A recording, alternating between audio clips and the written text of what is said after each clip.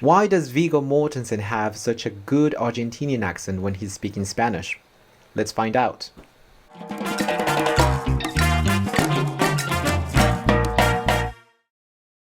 Hola, ¿qué tal? My name is Carlos and I'm your Spanish as a foreign language teacher. Viggo Mortensen is an actor from the United States who has played the iconic character of Aragorn in the Lord of the Rings franchise. And besides speaking English and Elfish, he is also a proficient Spanish speaker. In this video, we will analyze one of his interviews in Spanish when he talks about one of his movies called Hidalgo, or its Spanish version, Océano de Fuego, Ocean of Fire. In this movie, Hidalgo, he portrays a cowboy that competes in long-distance races. So they talk a lot about that role and also horses. First of all, I will let you listen to a part of the interview. I've included the subtitles so you can follow, and later we will start our analysis. So, let's go.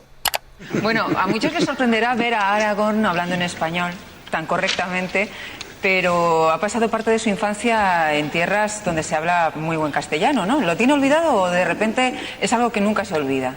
Yo no me olvidé, pero mis hermanos todavía hablan un poco, pero con acento americano, pero hasta los 11 años vivía en Argentina. Hasta los 11 años. De los 2 a los 11. Sí. O sea, que empezó a hablar en español, empezó a leer en español, ¿o no? Así Sí, fue. al mismo tiempo que el inglés, más o menos, pero entre los tres hermanos hablamos siempre castellano. Cuando vinieron a los Estados Unidos, ellos no hablaban, el menor no hablaba nada inglés, así que...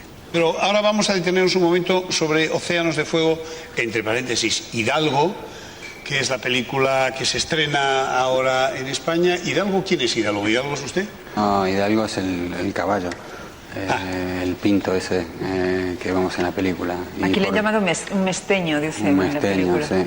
¿Se usa esa palabra acá en España? So guys, as you can see, he's very fluent in Spanish. It's quite impressive. But we're going to analyze some sentences that he used that I think we should highlight. Ha pasado parte de su infancia en tierras donde se habla muy buen castellano, ¿no? ¿Lo tiene olvidado o de repente es algo que nunca se olvida? Yo no me olvidé, pero mis hermanos todavía hablan un poco, pero con acento americano, pero hasta los 11 años vivía en Argentina. Hasta los 11 De años. los 2 a los 11. So the presenters want to know how come he speaks so well Spanish, and he said that he lived in Argentina until he was 11, and for this he had to use the preposition hasta plus a period of time in order to express up to a certain time. So he said, viví en Argentina hasta los 11 años. As long as you're using a period of time, you can use that hasta. For example, la reunión duró hasta la medianoche. Estaré viviendo en Canadá hasta el próximo verano. Let's move on. Empezó a hablar en español, empezó a leer en español, ¿o no? Así Sí, fue. al mismo tiempo que el inglés, más o menos, pero entre los tres hermanos hablamos siempre castellano. Cuando vinieron a los Estados Unidos, ellos no hablaban, el menor no hablaba nada inglés, así que... Pero So this verb is always a bit tricky. Venir and the verb ir. When you are using either of these verbs, you have to know geographically where you are situated in order to express the information. Viggo is trying to express that when his brothers moved or went to the US, they couldn't or they didn't know how to speak English. But he said, cuando vinieron a los Estados Unidos. So now that sounds a bit strange for native speakers because we know that all of them, they are in Spain right now. So it doesn't make much sense. He should have said, cuando fueron a Estados Unidos. Or even better, use the verb to move. Cuando se mudaron a los Estados Unidos. But this is a very common mistake that just needs to be polished little by little. Let's move on. No, Hidalgo es el caballo, el pinto ese que vemos en la película. Aquí le han llamado un mesteño, dice Un en la mesteño, película. sí. ¿Se usa esa palabra acá en España? es una palabra que no se usa mucho, pero está Antigua. bastante en desuso. Interesante es que las raíces de ese caballo americano, digamos, y de los caballos árabes que están en la carrera, los orígenes son los mismos de España y el norte de África. Viggo, I like that they're talking about the fact that in Mexico and Latin America we use the word mesteño to refer to a wild horse that lives in the Americas, or basically a Mustang. So he's asking whether in Spain they use that word, and actually they're saying that they do, but it's a bit old. In Spain, actually, they said that they prefer to use the word pinto, but I don't think they really understand that mesteño means a wild horse. Pinto is a mixed horse. It's not a purebred Arabian horse. Whereas mesteño is the same, but it also has an extra meaning because we use it for a wild horse, or for what in English it would be a Mustang. I just find it really interesting. Cuéntanos un poco la historia de este norteamericano con mezcla de sangre india que emprende una aventura increíble.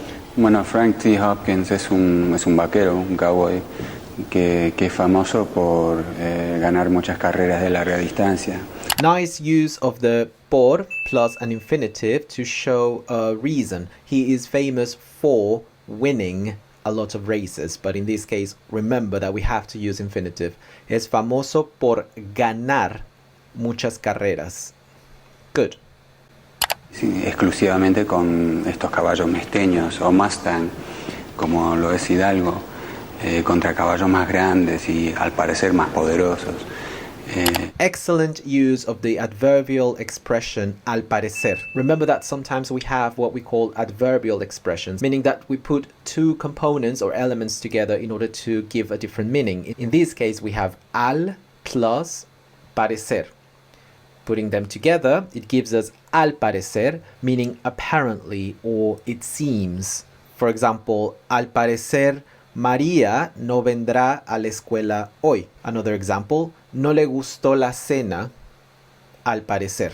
These expressions are crucial because they're very common and they could be quite confusing if you are studying by yourself and you study each word in the structure. Sometimes students, they don't know that they have to go together and you cannot separate them. If you separate them, there's no meaning. If you're interested about adverbial expressions and you would like to see more options, I will include a link in the description of the video where you can see a list of the most common ones and of course try to adopt them and use them in your daily speech. Well done. Y él se conocía tanto por la buena condición en que terminaban las carreras los caballos suyos, comparado con los otros, que casi los mataban en esa época, ¿no? Y que como por ganar las carreras.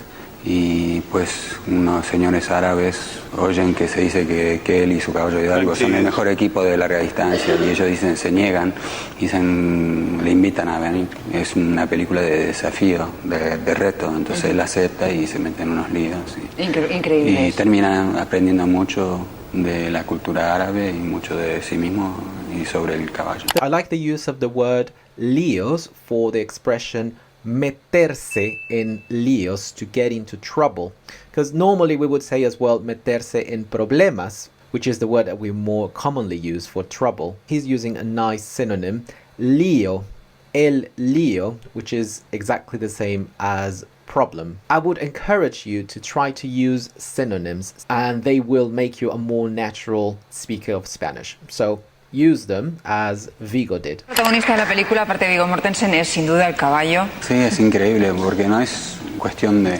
efectos especiales con el caballo. Iba a ser interesante o no como caballo. Y tuvimos mucha suerte que TJ nos dio unas reacciones inesperadas. Añadió mucho más al guión de lo que esperábamos.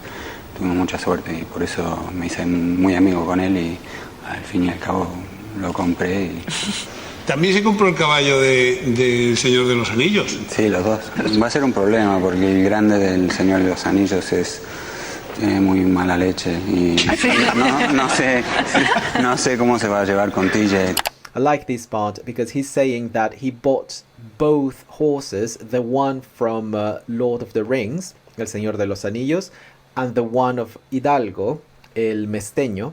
And they're telling him, oh, so can you put them together? Do they play together? And he said that not yet, but he doesn't want to put them together because apparently the one from Lord of the Rings tiene mala leche. This is a very common Spanish expression from Spain. This is European Spanish. And tener mala leche means to be nasty.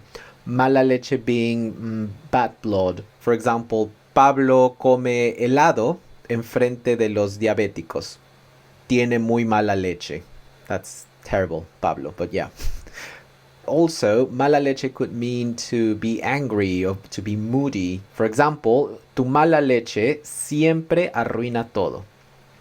Your moodiness ruins everything all the time. As well, it could mean bad luck or rotten luck, like really, really bad luck. Qué mala leche, what rotten luck.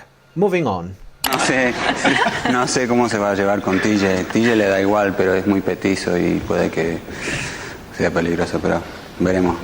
Tendrán que tener cada uno su casa, ¿no? Petizo or petiza, it's a variation of short, but they use it in Argentina. This is Argentinian Spanish. Now, I love the fact that actually he's using Spanish expressions, but he's also using Argentinian words. Now, what is interesting and impressive as well is that he can choose between these two dialects and he can filter the words that he knows will have more impact, or he chooses to say words even though he knows it's Argentinian Spanish, but also he has an understanding that it doesn't interfere with communication, so he uses it. So this means that he uses Spanish a lot, and he's done this a lot of times. Good for him. As you can see, Viggo Mortensen has no problem speaking Spanish, and I would dare to say that actually he is a bilingual Spanish speaker. Now, if one day you come across Viggo on the street somewhere in the world and you would like to impress him with your Spanish, you should definitely come to one of our trial lessons and join us in Casa Spanish. The platform offers Zoom lessons with teachers from all over the world. Classes are kept small, so you always have an opportunity to speak and interact. Each teacher takes care in planning their lessons, and we are all here to help you in your Spanish learning journey. All this from the comfort of your own house. If you are interested, you can sign up at any time, and for a monthly subscription, you get access to unlimited lessons. And if you just want to try it out, don't worry, you can cancel at any time. It is just like Netflix. Thank you for watching. Don't forget to subscribe, like, and share this video. See you next time. Happy learning. Bye bye. Adios.